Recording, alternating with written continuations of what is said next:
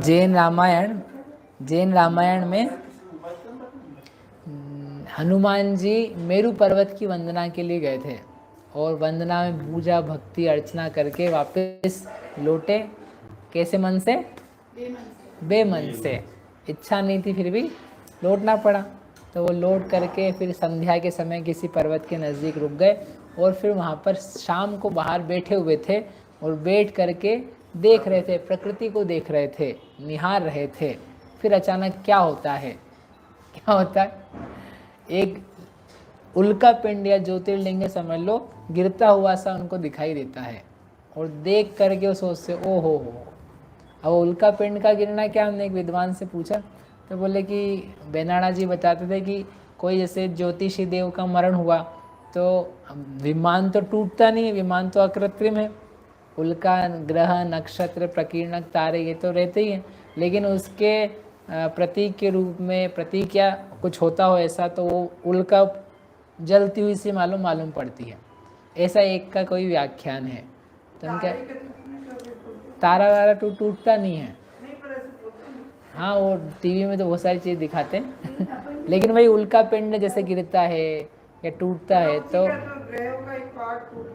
हाँ तो ऐसा नहीं होता। वही हम कह रहे हैं ग्रह नक्षत्र प्रकीर्णक तारे ये सब क्या है, ये सब विमान हैं, अकृत्रिम विमान। वो टूट जाएगा तो बनाएंगे कहाँ से देवों का इतना हल्का पुण्य हो कि बोले साहब हमारा विमान टूट गया, आज थोड़ा रिपेयरिंग वर्क तो चार देवताओं को बुलाए, लाओ सब रिपेयरिंग वाले हमें, फिर प्लम्बर को ही बुलाना पड़ेगा, फिर वो टाइल्स वाला आप कहते हैं, ऐसे काम नहीं होते। वो जो विमान बना हुआ है वो वैसा का वैसा रहता है। तो फिर भी वो जो टूटता है या गिरता है वो कोई समझ लो किसी के मरने पर या किसी की विक्रिया ऐसा कोई का चीज़ हो तो वो मरने का प्रतीक है। तो उसी को लेकर के वो जब उल्का पिंड टूटता हुआ उनको दिखा, गिरता हुआ जलता हुआ दिखाई दिया तो उनको समझ में आया ओहो मर गया, मरण को प्राप्त हो गया। और वो सब विचार करके उनके परिणाम अब अन्यत्र जाने लगे, वैराग्य की तरफ वस्तु स्वभाव का चिंतन करने में जाने लगे कि यह पदार्थ का स्वरूप कैसा है। जगत काय स्वभावो वा संवेग वैराग्यार्थम, संवेग के लिए और वैराग्य के लिए होता है जगत का और काय के स्वरूप का चिंतन करना। तो उन्होंने सोचा ओहो हो, देखते ही देखते विचार करने लगे हाय हाय, अरे बड़े दुख की बात है कि इस संसार में वो स्थान नहीं है कि जहाँ पर देव समूह के बीच में भी मृत्यु इच्छानुसार क्रीड़ा नहीं करती है। ऐसा कौन सा स्थान है जहाँ पर मृत्यु खेल नहीं रही है। आपको हो सकता है अपने घर में समस्या नहीं हो कि हम घर में खेल सकते हैं, आपके घर के बाहर सड़क पे खेल सकते हो, लेकिन हर जगह जाके आप क्रीड़ा नहीं कर सकते हो। लेकिन जगत में मृत्यु ऐसी है, पूरा लोक, हर लोक में हर प्रदेश पर प्रति समय प्रति पल मृत्यु चल रही है, एवरीवेयर। यहाँ वहाँ अपन 1 घंटे प्रवचन सुन रहे थे, 1 घंटे के बीच में इस क्षेत्र में मृत्यु हुई कि नहीं हुई है? क्यों हुई मृत्यु? अनंत जीव हैं, वो प्रति समय विग्रह गति में गमन चलता है, प्रति समय मरणांतिक समुद्घात चलता रहता है, ऐसे सिद्धांत के कथन है, उससे मालूम पड़ता है। तो वो सोच रहे हैं कि अरे रे रे रे, देव समूह के बीच में मृत्यु क्रीड़ा करती है, जहाँ देवों का जन्म सब ओर से बिजली के समान, उल्का के समान, तरंग के समान अत्यंत भंगुर है। देवता सबसे ज़्यादा पावरफुल हैं, सबसे ज़्यादा पुण्य के उदय वाले हैं चारों गतियों में, उनके भोग सामग्री और अनुकूल सामग्रियाँ खूब हैं, रोग है नहीं, बुढ़ापा है नहीं, भूख प्यास है नहीं, फिर भी उन लोगों के बीच में ही वो मर रहे हैं। तो फिर अन्य प्राणियों की तो बात ही क्या है, वो तो बेचारे ऐसे ही नहीं पड़ जाते हैं, मतलब हम आप तो ऐसे ही मर जाते हैं। थोड़ा सा कोरोना फैले और 150 को लेके निकल गया। कोरोना से नहीं मर रहे लोग, अपनी कमजोरियों से मर रहे। इस प्राणी ने, उनका विचार चल रहा है, इस प्राणी ने संसार में अनंत काल से जिस दुख का अनुभव किया है वह 3 लोक में भी नहीं है। मतलब हर प्रकार का सुख दुख का अनुभव किया है। मोह की बड़ी प्रबल महिमा है कि ये जीव इतने समय से भटकता चला आ रहा है। हजारों उत्सर्पणी अवसर्पणियों के बाद में बड़े भाग्य से यह मनुष्य पर्याय मिली है। हजारों तो कम बोल रहे हैं, असंख्यात, असंख्यात भी कम है। शास्त्र में लिखा अनंत, अनंत उत्सर्पणी अवसर्पणी के जानने के बाद में ये मनुष्य पर्याय मिली। कभी समझ में आती बात? एक पुद्गल परावर्तन के लिए भी चला जाए अंदर, एक पुद्गल परावर्तन मतलब अनंत काल, अनंत काल यानी अनंत उत्सर्पणी अवसर्पणी गई। कोई अपने साथ अत्याचार करे, बेईमानी करे, कठोर व्यवहार करे और अपन भी फिर मार पीट खून खराबा इस पे आ जाओ, तो उसका क्या होगा? वो तो वैसे ही बिगड़ रहा था, तुम तो होशियार थे, तुम्हारा भी गया। किसी के कत्ल पे चले जाओ, अपना समय जो है इधर उधर भोगों में, पैसे में, इन सब में देखने में लगा दो, तो वो जो देख लेंगे, वो जिनको देखने की आदत है तुम्हारा वैभव, तो वो तो देख के चले जाएंगे। वो तो वैसे ही बिगड़ेल थे, वो तो वैसे ही घूम रहे थे, तुम्हारे तो पल्ले पड़ रही थी ना। तुम तो समझदार बनो। तुमने क्या किया? तो सोचने लगे अनंत अनंत उत्सर्पणी अवसर्पणियों के बाद में ये मनुष्य पर्याय प्राप्त हुई। वो मानो ये नष्ट भी ऐसी हो गई मानो प्राप्ति नहीं हुई। हमने क्या कर लिया अभी तक? कोई विशेष काम नहीं कर पाया, सारा समय चला गया। विनाशिक सुखों में आसक्त प्राणी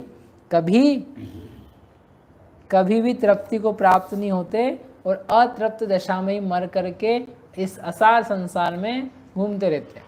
भोगों को ले करके अपन शांति से मर सकते हैं कि नहीं? तृप्त होकर के मर सकते हैं कि नहीं? पेट भरा हुआ हो तो मर सकता है व्यक्ति। भरा पेट मरता है कि नहीं? भरा पेट मरता है, लेकिन तृप्त होकर के नहीं मर सकता है। सारे घर के काम काज करके आप सोए, रात को निकल गए सुबह, तो आप कृत्य होकर के मरे कि नहीं मरे? अरे क्यों? अपन ने घर में कपड़े घड़ी करके रख दिए, बाथरूम साफ था, सब झाड़ू पोता लगा हुआ था, सब चेक वेक पे साइन करी हुई थी, नोट जमे थे, सब चीज़ें बराबर थी, तो कृत्य होके मरा कि नहीं मरा? क्यों बहन जी? कृत्य मरोगे कि ऐसे ही मर जाओगे? ऐसे ही मर जाओगे। अहो, जिस प्रकार दीन मृग और पक्षी जाल में बंध जाते हैं, उसी प्रकार ये मोही प्राणी विषय रूपी जाल में बंध जाते हैं।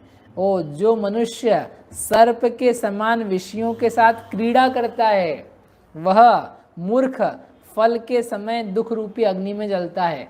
सांप के साथ खेलोगे तो क्या होगा? क्या होगा? फिर वो थोड़ी देर तो खेल लिए इधर उधर करके, वो जब फर उसने काट दिया, अब क्या होएगा? आप डस गए, अब जहर पड़ गया, मुंह से झाग निकल रहा है, अरे मर जाएंगे। अरे सरल नहीं इतना बोलना, वो जो तड़पन होती है ना, वो झेलनी पड़ती है खुद को। तो वो जो विषयों में भोग करके फल आता है, तो वो दुखी हो जाता है व्यक्ति। बेरस होय विपाक समय अति सेवत लागे नीके। जो ये भोग हैं, ये भोगते समय तो अच्छे लगते, लेकिन बेरस होय विपाक समय, लेकिन जब विपाक का समय आता है ना, फल देने का समय आता है, तो जब लोन लिया जाता है बैंक से, किसी व्यक्ति से उधार लेके आते दुकान से, तो कैसा लगता है? अरे बढ़िया, खूब सारा सामान लिया। और जब वो मांगने आता है तो वो फिर बेरस हो जाता है, अरे आप लोग ऐसा अच्छे नहीं। उस दिन तो कहते वो सुन भगवान हो, और मांगने आए तो आप शैतान हो। ऐसे कर्म की स्थिति है। जैसे कोई मनुष्य वर्ष भर का कष्ट भोग करके एक दिन का राजा बनना चाहे, तो वह मूर्ख कहलाता है। वैसे ही हमने सैकड़ों वर्षों तक, अनंतों वर्षों तक कष्ट भोगा और बस कुछ दिनों का भोग प्राप्त किया, उसमें क्या हमने समझदारी का काम किया? यद्यपि यह प्राणी जानता है, फिर भी मोहरूपी चोर के द्वारा ठगाया जाता है। इससे अधिक और कष्ट क्या होगा? जानते बूझते हुए भी अंधे कुएं में गिर रहे हैं। ये बहुत कष्ट की बात है। यह लुटे हुए मनुष्य के समान दीन और दुखी हो जाता है। देवों के भोग भोगने पर, पुण्य के क्षीण होने पर वहाँ से भी एकेंद्रीय त्र्यंचादिक पर्याय में चला जाता है। इसलिए त्रिलोकीनाथ भगवान ने कहा है, इस प्राणी का बंधु अथवा शत्रु अपना स्वयं का किया हुआ कर्म ही है। इसलिए जिसके साथ अवश्य योग होता है, ऐसे भोगों से पूरा पड़े। ये भोग हमको नहीं चाहिए हैं। वज्र अग्नि विष से, विषधर से ये अधिके सुखदाई दुखदाई। वज्र से, अग्नि से, विषधर से, जितनी संसार में कष्ट देने वाली चीजें हैं, उससे भी ज्यादा खतरनाक चीज यदि कोई है, उसका नाम है भोग। करुणा से ज्यादा खतरनाक क्या चीज है? करुणा का डर, वो से भी खतरनाक है। वो क्यों आ रहा है डर? डर क्यों रहा है? ओ, फिर मेरे खाने पीने का क्या होगा, फिर मेरे जलेबी पोहे का क्या होगा, फिर ये घर का क्या होगा, ये घर को कौन भोगेगा, मर ही जाएंगे तो ख़त्म हो जाएगा। भोगों का ही डर है उसको। मरने का डर किसको होता है? भोग छूट जाने का डर होता है, सबसे ज़्यादा खतरनाक। इसलिए मैं इन सब को त्याग करके अब वास्तव में जो उत्तम जिनेंद्र भगवान का मार्ग है उसको अंगीकार करता हूँ। हनुमान ने यद्यपि पहले अनेकों बार भगवान जिनेंद्र का उपदेश साक्षात सुना है, सकल भूषण केवली के सामने, अन्य जो नंदीवर्धन मुनिराज आए थे उनके सामने, उसके अलावा स्वयं जा करके, मतलब स्वयं ने प्रवचन भगवान का साक्षात सुना है। लेकिन आज उसका दिन आया वैराग्य का, तो कोई प्रवचन सुनाने वाला नहीं था, कोई बोलने वाला नहीं था, कोई तत्व की चर्चा नहीं चल रही थी। लेकिन उसका काल परिपाक हो गया, उसकी बुद्धि में वैराग्य जन्मने का समय आ गया, वह स्वयं प्रबोधता को प्राप्त हो रहा है। तो एक टूटता हुआ तारा, एक गिरती हुई उल्का, उसने उसको प्रबोध को दे दिया। उसने दिया, भगवान नहीं दे पाए। भगवान का उपदेश समोशरण नहीं दे पाया। रावण का मरना इसको समझाइश नहीं दे पाया। ओ 3 खंड का अधिपति देखो जमीन पे पड़ा है। हमारा ससुर थे उसके, उसकी बहन की लड़की की शादी इससे हुई थी। तो हमारे ससुर जी हैं, वो जमीन पे पड़े हैं। कहाँ तो इन्होंने मुझसे प्रेम किया था, कहाँ देखो ऐसी स्थिति। वहाँ वैराग्य हो सकता था, वहाँ नहीं हुआ। समय की बात है, इसलिए वैराग्य को खींचो नहीं आप। वैराग्य अच्छा है, इतना भाव समझो। जबरदस्ती कहीं कहीं लोग रोते रहते हैं, आप बहुत दिन से सुन रहे हैं हमारी कोई प्रतिमा नहीं हुई है, हमारी 1 प्रतिमा तो हो गई, 2 नहीं हुई है, 2 हो गई है, 5 नहीं हुई है, 5 हो गई, मुनि नहीं हुए हैं। आप बनना चाहते हो, भाव ना भाव बनना चाहिए, अच्छा ये भाव, खुश हो, लेकिन रो क्यों रहे हो? वैराग्य के बिना आप जबरदस्ती कर सकते हो तो उसमें आनंद नहीं आ पाएगा। आपको दिख रहे हैं कोई मुनिराज, उनको देख के खुश हो। कोई प्रतिमाधारी दिख रहा है, उसको देख के खुश हो। आप लेना चाहते हो, आपकी भावनाएं बनाओ, लेकिन रो नहीं। खेद हो कि हम में संयम नहीं है, हम में देशव्रत नहीं है, लेकिन रोने से तो मिल भी नहीं जाएगा। और ये लोग रोते नहीं थे, लेकिन जब लेना होता था तो वो खुश होकर के रहते। ऐसा विचार करके उसने क्या, अब हम दीक्षा अंगीकार करेंगे। एक बार उसके मन में विचार आया, अरे ये तरुण हरिणियों के समान स्त्रियां हैं, ये इतना विशाल राज्य है, ये पुत्र हैं, प्रपौत्र हैं, इन सबको छोड़ करके जाना ठीक बात नहीं है। हाँ, ऐसा उसने सोचा। इस जो हरिणियों के समान नेत्र वाली हैं, भोली हैं, अत्यंत कठिनाई से छोड़ने लायक है, जिनका मन मेरे ऊपर लगा हुआ है, ऐसी इन श्रीमती स्त्रियों को कैसे छोड़ूं? ऐसा विचार करके हनुमान के मन में थोड़ा राग भाव पैदा हुआ। किसकी भांति? भामंडल की भांति। लेकिन अगले ही पल उनके मन में प्रबोध पैदा हुआ, सम्यक ज्ञान पैदा हुआ। रे मन, कैसी बातें करता है? अरे जो तू इनसे और उत्तम सुंदर देवांगनाओं के भोगों को असंख्यात वर्षों पाकर के भी तृप्त नहीं हुआ है, ऐसा क्या ये 150,000 स्त्रियों में तू मन को शांति को प्राप्त हो जाएगा? अग्नि कभी भी ईंधन से तृप्त नहीं होती है।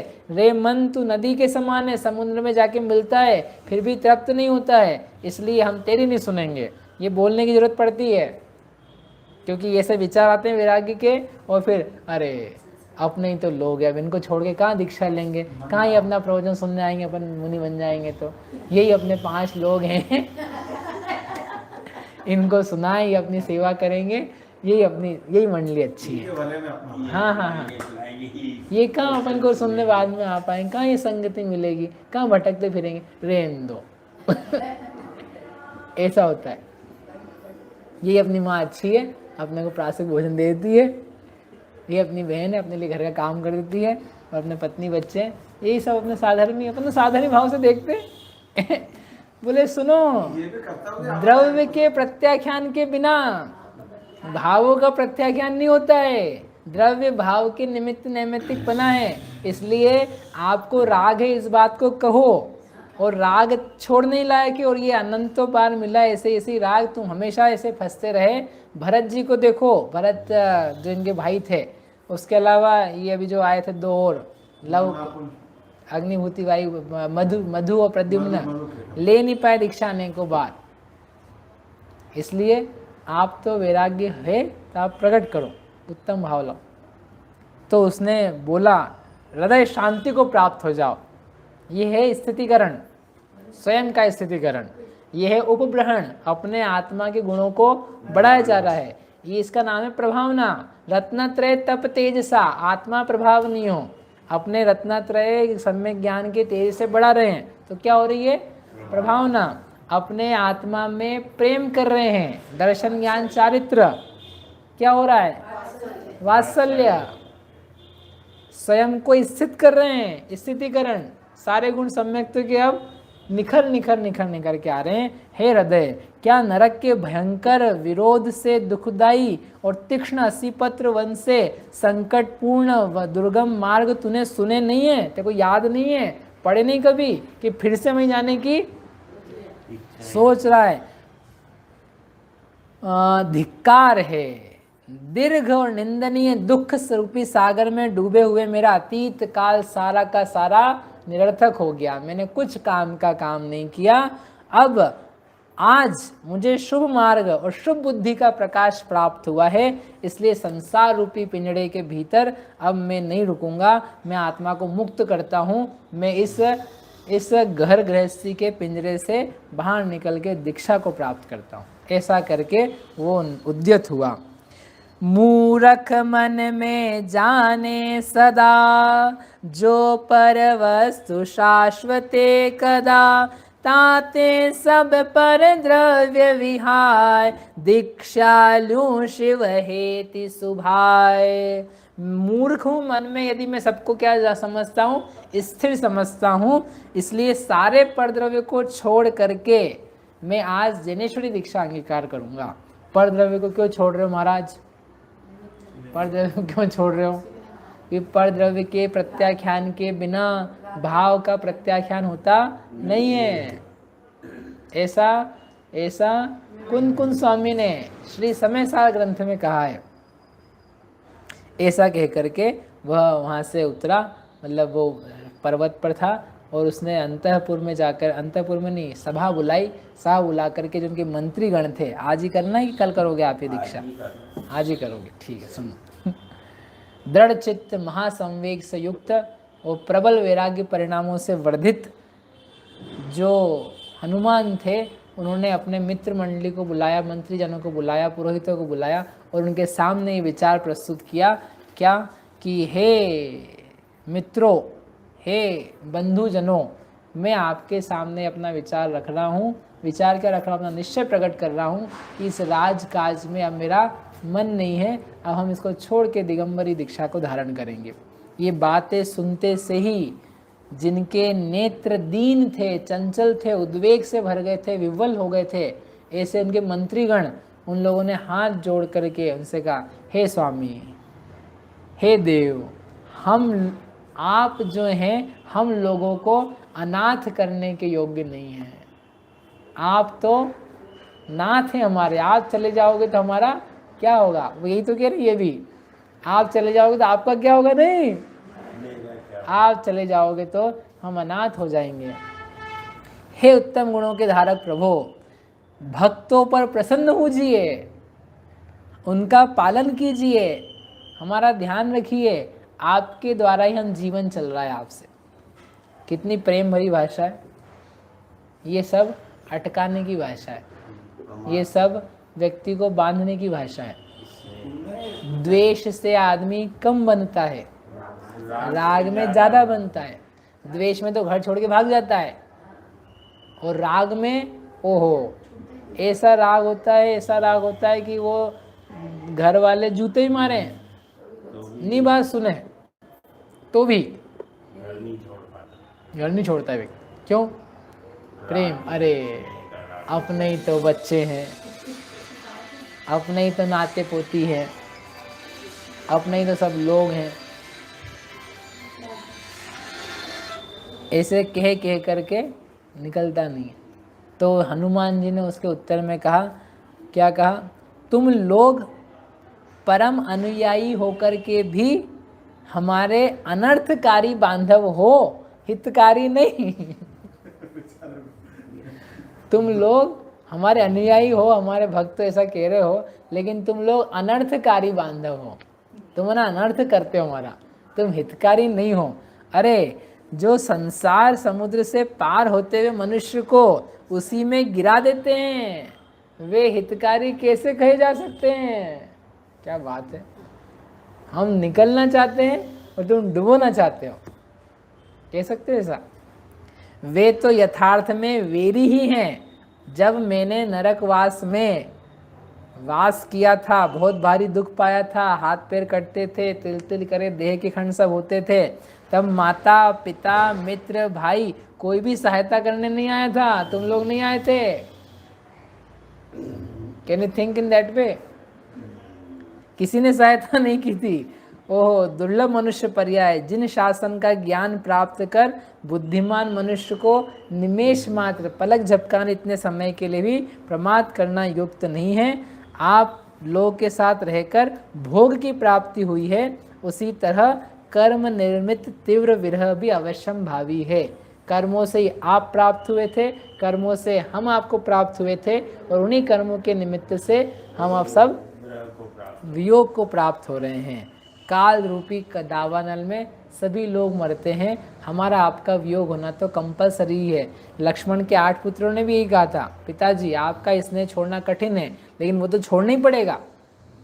अहो घर छोड़ता नहीं लोगों से, घर तो छोड़ना ही पड़ेगा।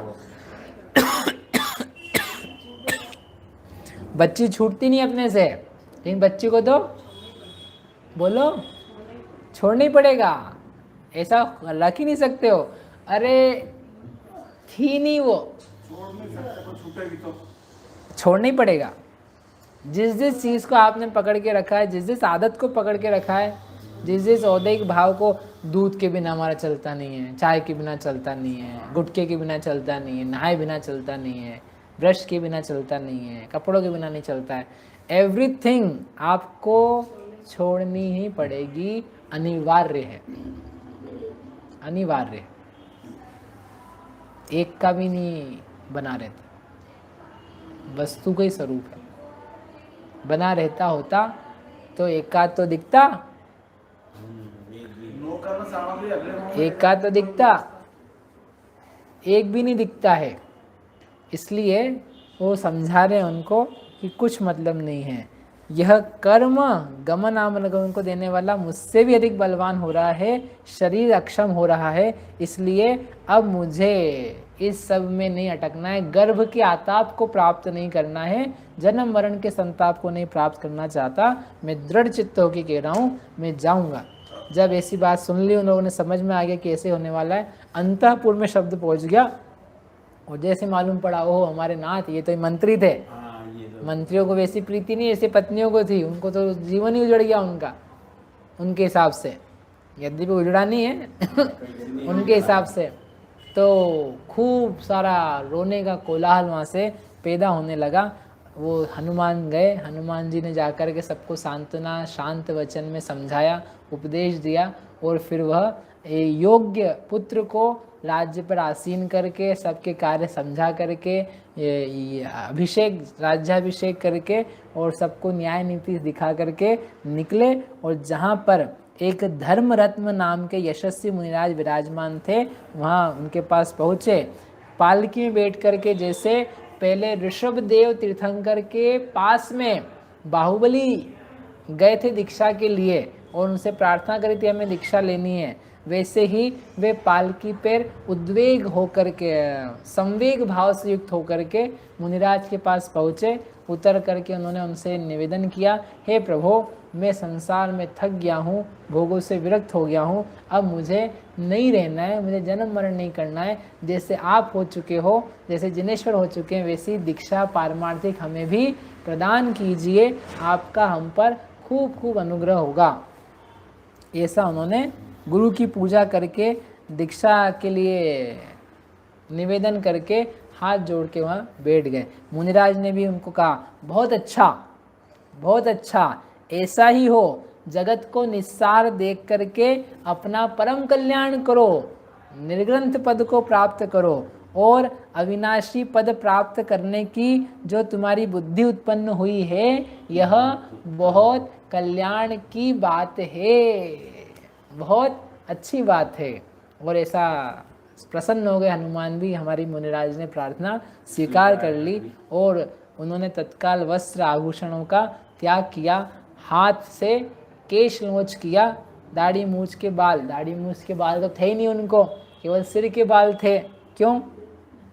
हनुमान कामदेव थे, कामदेव के दाढ़ी मूछ नहीं होती है, सिर के बाल होते हैं। सिर के बाल हाथ से उखाड़े और पल भर में निर्ग्रंथ हो गए।